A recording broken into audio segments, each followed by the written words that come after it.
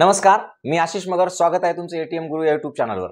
बघा, सध्या मराठा आरक्षणाची जबरदस्त अशी मागणी सुरू आहे. मनोज जारंगे पाटलांनी काय केलंय, सगळं महाराष्ट्र पिंजून काढायचं ठरवलेलं आहे आणि त्यांच्या सभांना लाखोंचा उत्स्फूर्त असा प्रतिसाद मिळत आहे. सर्वसामान्य मराठा या सभेमध्ये येत आहे. सध्या महाराष्ट्रामध्ये परिस्थिती अशी निर्माण झाली की एकीकडे मराठ्यांची आरक्षणाची ओबीसीतली मागणी आणि दुसरीकडे ओबीसी आरक्षणाला धक्का न लागू देण्यासाठी ओबीसी नेत्यांचे प्रयत्न. आणि एवढं खतरनाक पद्धतीने चालू आहे की ओबीसीचे सगळे नेते ओबीसी आरक्षणाला धक्का लागू नये म्हणून पूर्णपणे एकवटलेले आहेत. पण विरोधी बाजूचा जर विचार केला तर मराठ्यांकडे एकही मराठ्यांचा असा राजकीय नेता नाही. एकही आमदार किंवा खासदार मराठ्यांच्या बाजूने उभं नाही. ते आपापल्या पक्षाचे पाईक म्हणून काम करत आहेत. दुसरी महत्वाची गोष्ट की या मराठा आरक्षणाचं नेतृत्व आता सध्या तरी मनोज जरांगे पाटलाकडे दिसत आहे आणि सर्वसामान्य जनतेने स्वतःच हे नेतृत्व आता हातात घेतल्यासारखं वाटत आहे. आता परिस्थिती अशी आहे की महाराष्ट्रात कोणत्याही वेळी ओबीसी विरुद्ध मराठा ठिणगी पडू शकते, संघर्ष होऊ शकतो. अशा प्रकारची परिस्थिती आणि अशा प्रकारचे वक्तव्य सुद्धा ओबीसी नेत्यांकडून येत आहेत की जर मराठ्यांना ओबीसीतून आरक्षण दिलं तर आम्ही हे करणार, ते करणार, वगैरे वगैरे वगैरे सगळं. पण ओबीसी आणि मराठा एक गोष्ट समजून घ्यायला हवी की जर ओबीसीतून मराठ्यांना आरक्षण दिलं तर काय होईल. बघा, ओबीसीतून आरक्षण जर मराठ्याला मिळालं तर तीन महत्वाच्या गोष्टी घडणार आहेत.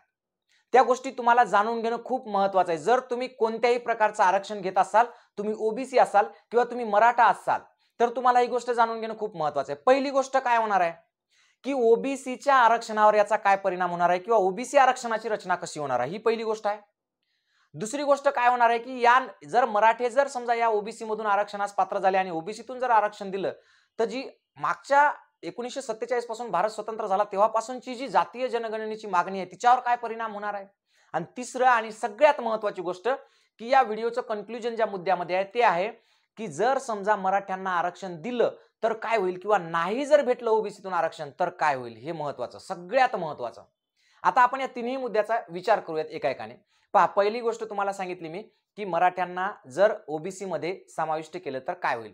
सगळ्यात महत्वाची गोष्ट अशी होणार आहे की जर मराठ्यांना ओबीसी मध्ये समाविष्ट केलं तर ओबीसीची संवर्ग रचना सरकारला करावीच लागेल की जसं ज्याप्रमाणे एनटी डी, एनटी बी, एनटी सी जसं एक संवर्गाची रचना केलेली आहे एनटीच्या आरक्षणाची, एनटी प्रवर्गाची, तशी ओबीसीची सुद्धा प्रवर्गाची संवर्गानिहाय रचना करावी लागेल. जसं की OBC A, OBC B, OBC C असं का करावं लागणार आहे, कारण सध्या ओबीसी मध्ये मंडल आयोगानं सांगितलं होतं की महाराष्ट्रामध्ये एकूण ओबीसीच्या जाती 360 आहेत, परंतु सध्या महाराष्ट्रामध्ये 346 जाती ओबीसी मध्ये आहेत आणि या 346 जातींना सब घोडे 12% या हिशोबाने सगळ्यांना ओबीसीचं एक प्रकारे आरक्षण दिलेलं आहे. त्याच्यामध्ये जातीनिहाय आरक्षण किंवा त्यातल्या जातींचे वर्ग किंवा फोड केलेली नाही. त्याच्यामुळे अजूनही काय होतं की एकमेकांच्या जातीवर एकमेकाच्या आरक्षणाचं अतिक्रमण होत आहे. जर मराठे ओबीसी मध्ये गेले तर ओबीसीच्या नेत्यांना भीती आहे की मराठ्यांचं अतिक्रमण आपल्या आरक्षणावर होईल. पण मराठे जर ओबीसी मध्ये गेले तर एक गोष्ट तुम्ही कायम लक्षात ठेवा की मराठे हे खूप प्रभावशाली आहेत महाराष्ट्रामध्ये आणि त्यांच्या प्रभावामुळे मराठ्यांचं जे ओबीसीतलं आरक्षण असेल ते प्रवर्गानुसार तर मिळेल पण त्याचा संवर्ग करावेच लागणार आहेत. आणि मग हे संवर्ग केल्यानंतर सर्वच ओबीसीतल्या जातींना समान न्यायानं आरक्षण मिळणार आहे आणि कोणावरही अन्याय होणार नाही. आणि ही गोष्ट खूप महत्वाची आहे आणि असं होऊ नये, ओबीसीतल्या इतर प्रवर्गांना, इतर जातींना याचा फायदाच मिळू नये अशी एक प्रकारची काही राजकीय लोकांची इच्छा आहे. तुम्हाला सांगतो, ओबीसी मधल्या 346 जातींपैकी अशा किती जाती आहेत ज्यांना राजकीय आरक्षणाचा फायदा झाला. याचा जर विचार केला तुम्ही तर तुम्हाला कळून चुकेल की ओबीसीवर काही लोक मक्तेदारी करत आहेत आणि ही मक्तेदारी मोडीत कधी निघेल, जर मराठा समाज ओबीसी मध्ये गेला तर निघेल, हे 100% त्यांना माहित आहे.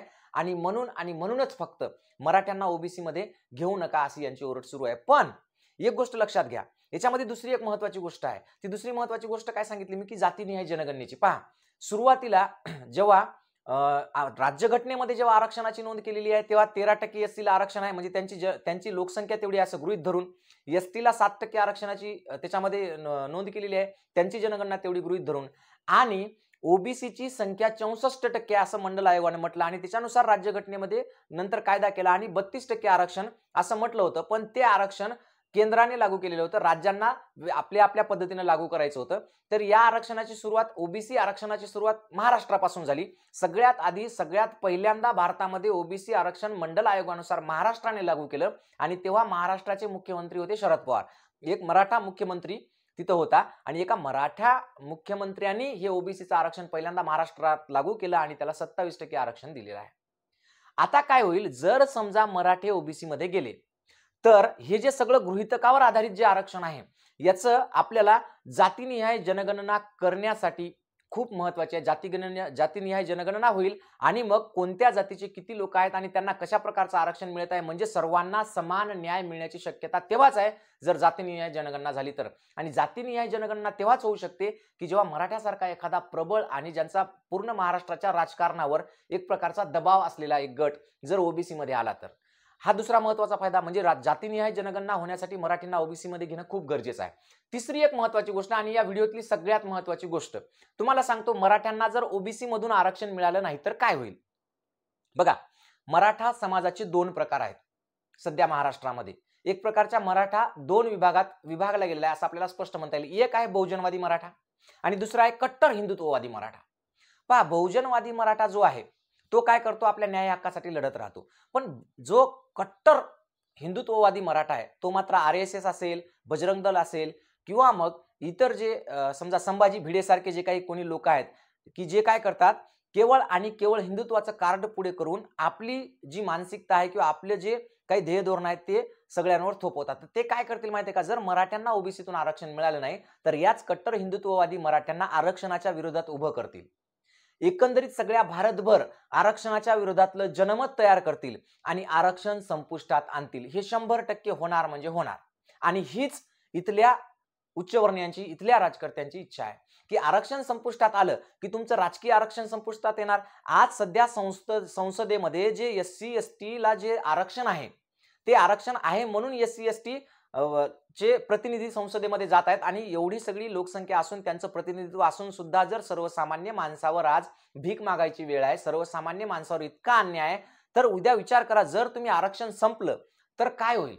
आरक्षण संपलं तर कोणताही एससी एसटी ओबीसीचा प्रतिनिधी संसदेमध्ये जाणार नाही आणि तो जर संसदेमध्ये गेला नाही तर सगळ्या सवर्णाच्या हातात ही संसद जाईल. म्हणजे इथलं राज्यघटना, इथलं संविधान, सगळ्या गोष्टी ह्या आपोआपच निघून जातील, सगळं संपुष्टात येईल. आणि जेव्हा सगळं संपुष्टात येईल तेव्हा सगळ्यांना परत एकदा मराठ्यासहित ओबीसीतल्या सगळ्या नेत्यांना, एससी एसटीना सगळ्यांना इथं गुलामीच करावी लागणार, हे निश्चित सत्य आहे.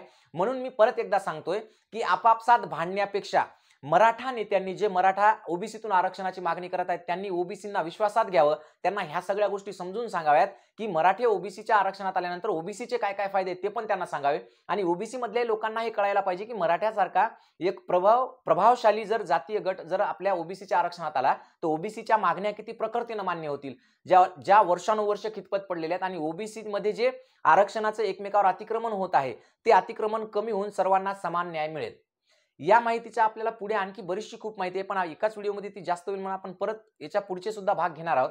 तत्पूर्वी मी तुम्हाला सांगतो की माझं चॅनल, माझी माहिती तुम्हाला आवडली असेल आणि तुम्हाला हे महत्त्वाचं वाटत असेल तर कृपया या व्हिडिओला जास्तीत जास्त शेअर करा. प्रत्येक ओबीसी आणि प्रत्येक मराठ्याकडे या व्हिडिओला पोहोचवा. त्याचबरोबर माझ्या या चॅनलला लाईक करा. आणि सगळ्यात महत्त्वाचं म्हणजे आजही लाखो लोक माझ्या व्हिडिओला व्ह्यू करत आहेत, पाहत आहेत, पण सबस्क्राईब मात्र करत नाहीत. तर सगळ्यांना माझी विनंती आहे की सगळ्यांनी या चॅनलला सबस्क्राईब करावं जास्तीत जास्त. धन्यवाद. थांबतो इथं.